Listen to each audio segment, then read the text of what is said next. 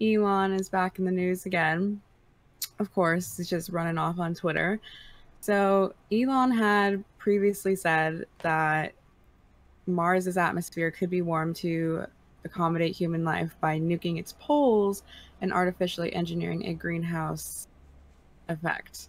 However, now he's saying that satellites equipped with solar reflectors could be preferable to dropping nuclear weapons. So he's retracting his nuclear idea and saying that vaporizing Mars's poles, well, we don't know that it's going to achieve Musk's desired effect.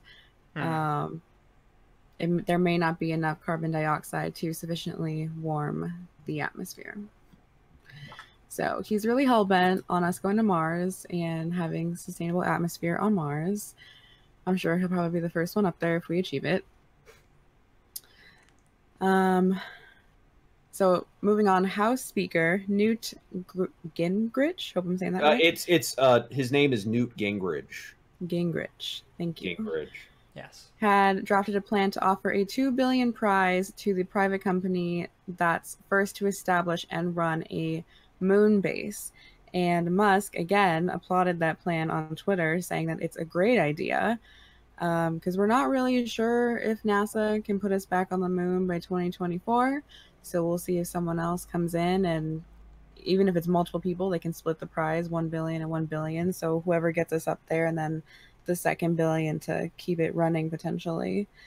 So we'll see. That's interesting. But then it kind of gets me thinking, because it's a private company, are like things going to get muddled? Because it's like, I don't know. I just feel like new exploration, private companies, like, I don't know, things could get weird. I mean, to be fair, we've been praising SpaceX about them doing the same thing to Mars, so...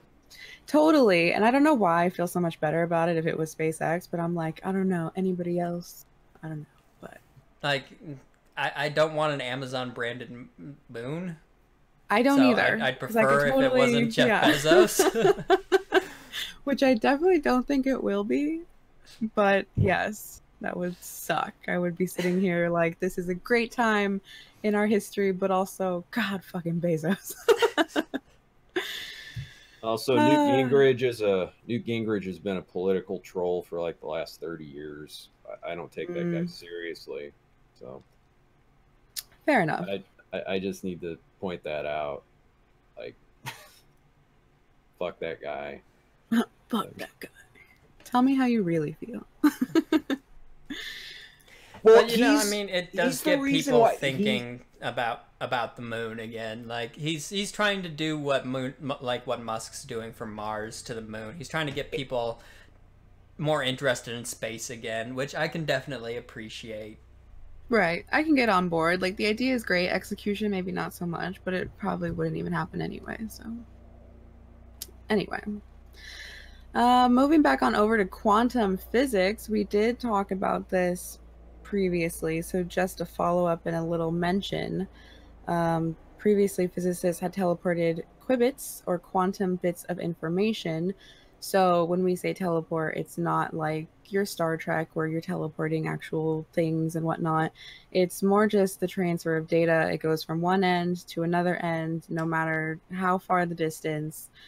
Basically, what we're talking about is quantum entanglement, where two particles are basically essentially linked, and whatever happens to one particle happens to the other particle on the other end, no matter how far away those two particles are. So yeah, qubits was what we talked about 2 weeks ago, and yep.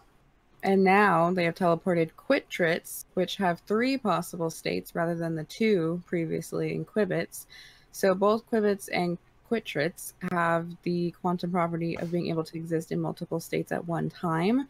But while a qubit can represent a 0 and 1 at the same time, a quitrit can be a combination of 0, 1, and 2. Basically, it's the equivalent of a traditional binary computer, like your desktop, your laptop, your phone, and a quantum computer, which has that extra bit, basically, that makes it able to be more powerful and just generally able to compute more easily and quicker and simplified. Yeah. And then researchers from QTech, hope I'm saying that right, have achieved a world's first in quantum internet technology. A team led by Professor Stephanie Wenner has developed a so-called link layer protocol that brings the phenomenon of quantum entanglement from experimental physics to a real-world quantum network. This brings closer the day when quantum internet can become a reality, delivering applications that are impossible to achieve via classical internet that we know today. The work was presented today at ACM. Well, not being today, but, earlier this week. In classical computing, a collection of software layers referred to as the network stack allows computers to communicate with each other. Underlying the network stack are communications protocols such as the Internet Protocol, or HTTP. So Wenner explained that one essential protocol used by a network is the link layer protocol, which overcomes the problems caused by imperfect hardware. This quantum network, based on transmission of quantum bits or qubits, requires the same level of reliability. It turns out that existing classical protocols cannot help in the quantum world. One challenge is presented by differences between the technologies used. So the phenomenon of entanglement forms the basis of a quantum internet. When two fundamental particles are entangled, they are connected with each other in such a way that nothing else have any share of this connection, which is super important. Basically, security is going to be your main topic in this quantum internet. It would prevent from meddling, hacking, that kind of thing. So quantum internet isn't that far off. It's every day we're making progress, but we're not going to see any kind of crazy, like, we're not, as a consumer, if we have it, not going to notice huge differences. It's not going to bring any type of new content. It's not going to be like hugely advertised, like the transition between cell phone networks, like from 3G to 4G, 4G to 5G. Like, it's just going to be there. Well, yeah. I'm wondering, the benefit from this, do you think you would need like a new modem to benefit from this? Or is it just like infrastructure? It would probably just be infrastructure, and would basically like better encryption on the signals and stuff like that. Yeah, so the main contribution to a quantum internet is to allow encrypted communication in a perfectly secure fashion. They can't be broken in principle, even in the future if we develop a more fundamental theory of physics. So it's to prevent current issues and then possibly any additional issues that we don't even know about or have been invented yet. So, cool. It just makes the internet more secure, basically. Right, which we could definitely use, because even though we've come so far in advancements and even just the legalities of the internet, it's still out kind of like the wild, wild west. Like, I mean, there's so many just under the covers, tunnels, like, yeah, we're all vulnerable.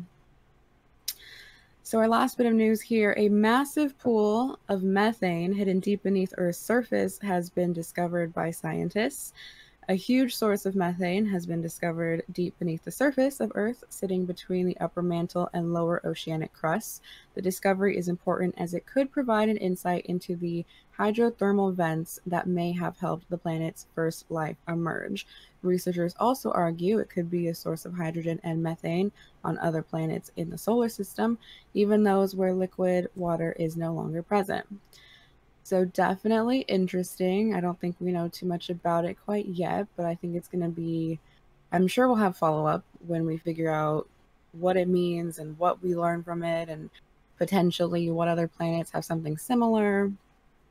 It could open up a lot of scientific windows. It could tell us like how methane developed on other planets without that have not had life on them, or that we suspect have not had life on them. Typically think of it as like a greenhouse gas. It's a man-made thing, but this is totally natural. Like, we didn't have anything to do with it. And it's abiotic, which means it wasn't produced by plants decaying, animal life decaying, or produced by flatulence and other commonly suggested sources of methane and stuff like that. Like, for instance, a lot of, like, the internet lit up like wildfire when Curiosity detected methane on Mars, and they're like, "Oh my gosh, there's methane on Mars. Does that mean there's like bacteria and stuff on Mars?" Like it was very, like, the internet lit up with that and stuff like that. Right. This will give us a chance to study abiotic methane, because it's something that we haven't really had a chance to study here on Earth, because it's like we haven't had the opportunity to. We've only really had the chance to study biological methane. So this will help us figure out, like, what generates it, how it comes to form and stuff like that. I mean, we do know that Titan, in Saturn's moon Titan, is full of methane. Like, it's got lakes and oceans of methane. It's snow, and it's methane snow and all this other type of stuff. So, like, and this will give us more opportunities to, like, figure out how stuff like that happens and what properties need to be in place for such things to even exist, you know? Yeah. Me and Zach looked this up. The difference between methane as a solid and methane as a liquid, it's only about 30 some odd degrees Fahrenheit. Yeah, it's like a really narrow gap between when methane is a gas and when methane is a solid. Interesting. So that means, we'll see.